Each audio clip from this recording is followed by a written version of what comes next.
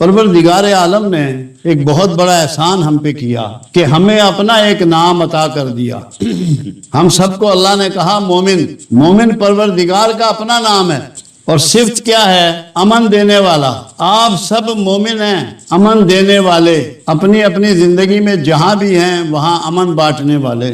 یہ اعزاز ہے جو پروردگار نے عالم نے ہم سب مسلمانوں کو عطا فرمایا، اپنا ایک خوبصورت نام ہمیں عطا کر دیا کہ ہمیں مومن کے لقب سے قرآن نے یاد کیا۔ مگر آپ لوگ بہت خوش نصیب ہیں کہ آپ کو دوہری عزت پروردگار عالم نے عطا فرمائی، آپ کو اپنا ہی ایک اور نام بھی عطا فرمایا۔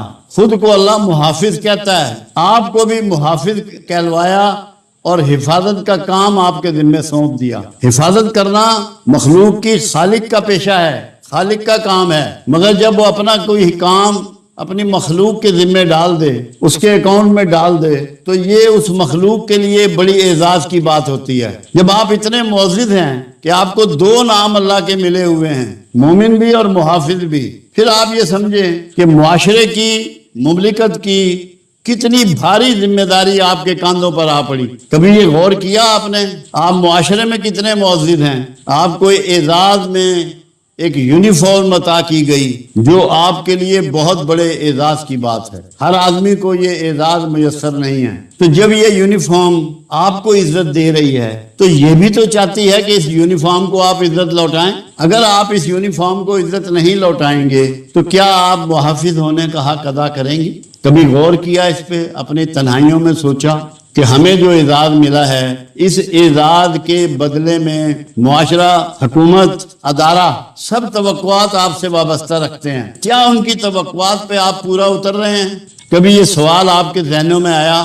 نماز پڑھتے ہوئے آیا، نہاتے ہوئے آیا، تنہائی میں بیٹھے ہوئے آیا، سفر کرتے ہوئے آیا کہ مجھے جو اعزاز دیا گیا ہے، میری مملکت نے دیا ہے، میرے کندھے پہ یہ وردی سجا دی ہے، اس پہ پھول بھی سجا دیے ہیں، تو میں اس کے معاوضے میں اس کو کیا دے رہا ہوں؟ یہ وہ سوال ہے جو آپ سب کو اپنے آپ کو کرنا ہے۔ اس میں سب سے پہلے آپ نے اپنے آپ کو ایک پرفیکٹ سولجر بنانا ہے۔ پرفیکٹ سولجر، کیا اتنے موٹے موٹے پیٹوں کے ساتھ آپ پرفیکٹ سولجر ہو سکتے ہیں؟ کیا صحت کی قدر نہ کر کے پرفیکٹ سولجر ہو سکتے ہیں؟ جس تعلیم کے ساتھ آپ اس ادارے میں داخل ہوئے تھے اس میں اضافے کے بغیر پرفیکٹ سولجر ہو سکتے ہیں؟ یا فردر تعلیم حاصل کیے بغیر کوئی انسان آگے بڑھ سکتا ہے؟ پرابلم یہ ہو گئی ہے، ہم نے سوچنا چھوڑ دیا ہے۔ کون سوچے گا؟ آپ کے یا میرے حصے کا کوئی دوسرا سوچے گا؟ جو سوچے گا بینیفٹ بھی وہی اٹھائے گا۔ میں اپنے جتنے اسٹوڈنٹ ہیں ان کو ایک طریقہ سکھاتا ہوں زندگی کو تبدیل کرنے کا۔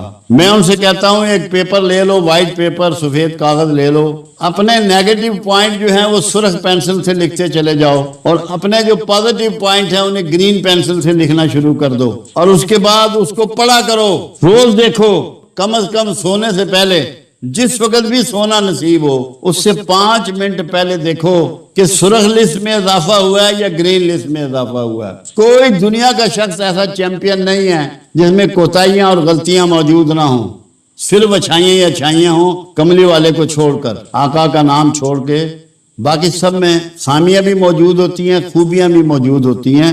اس کو اینالائز کرنا ہوتا ہے، اس کو سیکھنا ہوتا ہے کہ آپ نے اس کو اپنے گھر میں چارٹ بنانا ہے جو آپ کے گھر والے بھی جس پر گواہ ہوں گے کہ سرخ نشان کم ہو رہے ہیں یا ہرے نشان کم ہو رہے ہیں۔ یہ روز کی بنیاد پر آپ کو اپنی ڈیوٹی میں شامل کرنا ہے، اور میں اللہ کو گواہ کر کے کہتا ہوں اگر آپ لوگوں نے ایسا کر لیا تو یہ زمانہ دیکھے گا، آپ کے افسران دیکھیں گے، آپ کا ضلع دیکھے گا کہ یار یہ لوگ تو کچھ تبدیل شدہ لوگ ہیں، یہ تو بدل گئے ہیں، یہ تو وہ بندے ہی نہیں ہیں، پہلے والے بندے نہیں ہیں۔ رسول اللہ صلی اللہ علیہ وسلم کا ایک فرمان مبارک ہے، تم میں سب سے بہتر وہ ہے جو اپنے گھر والوں کے ساتھ بہتر ہے، اور ایسا کرنے والا سب سے اول میں ہوں، میرے آقا کا فرمان ہے۔ ہمارے ہاں جس مڈل کلاس سے ہم لوگ تعلق رکھتے ہیں، تقریباً ایک گھر میں 5 افراد ہوتے ہیں، 2 بچے، ایک میاں بیوی، کوئی بیوہ بہن یا بوڑھی ماں بچی ہوئی ہو، عام طور پہ جنرل بات کر رہا ہوں، کسی کے 6 یا 7 بھی ہو سکتے ہیں جنرلی۔ مگر دیکھنے میں یہ آیا ہے کہ اکثریت ایسے لوگوں کی ہے جن کے گھر والے ان سے نالاں ہیں۔ جو اپنے گھر والوں کو راضی نہیں کر سکتا کیا معاشرے کو راضی کر لے گا؟ کیا یہ پاسبل ہے اس کے لیے کہ سوسائٹی کو راضی کر لے؟ پہلے نمبر پہ اس کے گھر والے آتے ہیں. اسی لیے اللہ کے حبیب صلی اللہ علیہ وسلم کا یہ فرمان ہے کہ جو اپنے گھر والوں سے اچھا ہے وہی اچھا ہے. ہوتا کیا ہے، صبح کو آپ بیوی سے جھگڑ کے نکلتے ہیں اور اس کے بعد باہر لوگوں سے جھگڑتے ہیں، کیونکہ خراب موڈ میں نکلتے ہیں، غصے میں نکلتے ہیں، اور سارا دن مخلوق آپ کے غصے کی نظر ہو جاتی ہے.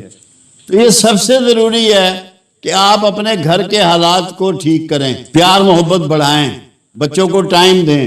جتنا بھی نوکری میں آپ کو ٹائم ملتا ہے، مجھے پتا ہے پولیس کی زندگی میں ٹائمنگ کا شیڈول بڑا ٹائٹ ہوتا ہے، اس کے باوجود اپنے بچوں کو اور بیوی کو ٹائم دیں تاکہ آپ کے اندر کی جو ممتا ہے اس کو سکون ملے، اور آپ کے اندر جو غصہ ہے اور جو شدت ہے وہ کم ہو جائے. اور وہ جب تک کم نہیں ہوگی تب تک آپ کامیاب پولیس مین نہیں بن سکتے. میں ایک سوال رکھتا ہوں آپ کے سامنے، یہ میرا کوئی پولیس سے پہلا ایڈریس نہیں ہے، سینکڑوں کی تعداد میں نے پولیس میں ایڈریس کیے، مگر یہ سوال میں آپ سے بھی کرتا ہوں، کیا کوئی شخص جس کو تھانے سے کال آئے، بلایا جائے، خوشی سے جاتا ہے یا کانپتا ہوا جاتا ہے یا خوف میں جاتا ہے؟ آپ کا گول یہ ہے کہ لوگ آپ سے لو کریں، آپ سے گائیڈنس لیں، آپ سے راستہ پوچھیں، آپ سے مسائل کا حل پوچھیں. یہ نہیں کہ انہیں پتہ لگے پولیس والے نے بلایا تو وہ خوف میں تھر تھر کانپنے لگ پڑے. آپ نے اس کو گول بنانا ہے کہ معاشرہ آپ کو ویلکم کرے، آپ کو اپنے سر کا تاج سمجھے،